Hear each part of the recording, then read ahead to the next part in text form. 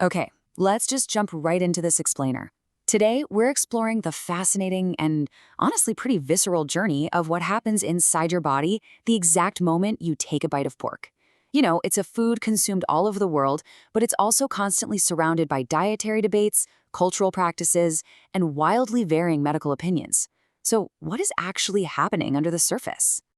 Well, to give you the complete 360-degree picture, here is our roadmap.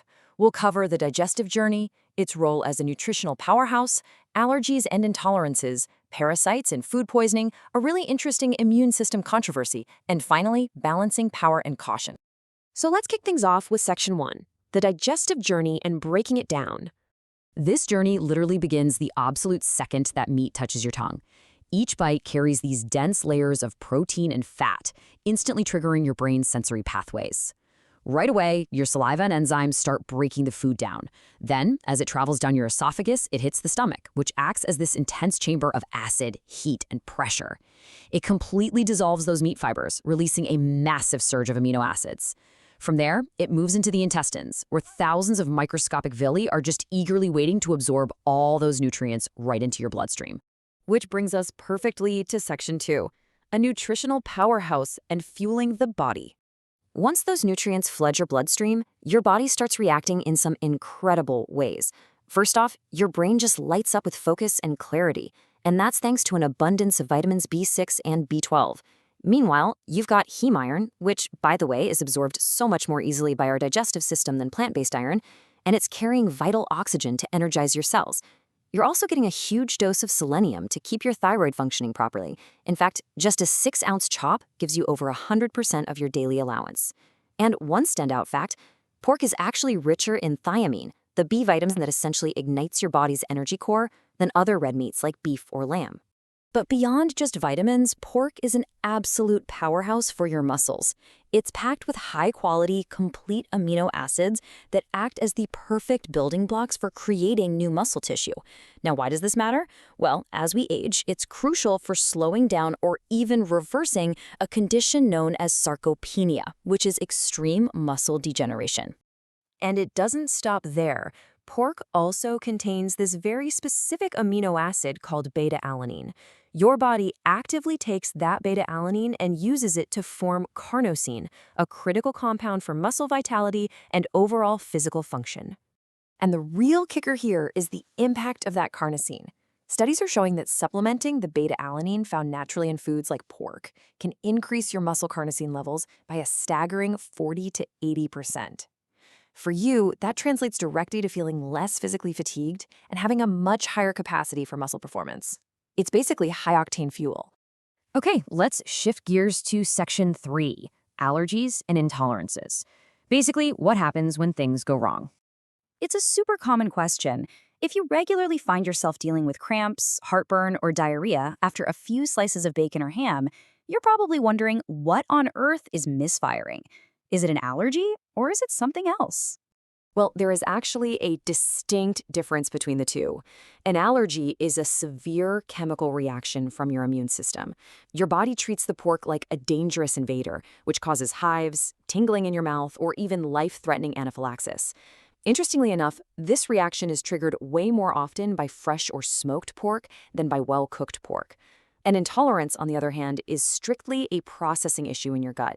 That's what gives you the heartburn, gas, bloating, and diarrhea, but without the anaphylaxis risk. If you suspect an intolerance, gastroenterologists usually recommend trying a 2 to 8 week elimination diet to see if things clear up. Moving on to Section 4, parasites and food poisoning, the hidden hitchhikers. This is where we have to talk about how eating raw or undercooked pork can introduce some very specific microscopic parasites into your body. Because if the meat isn't prepped right, these little hitchhikers can absolutely survive that intense acid bath in your stomach. First, you have Taenia solium, the pork tapeworm.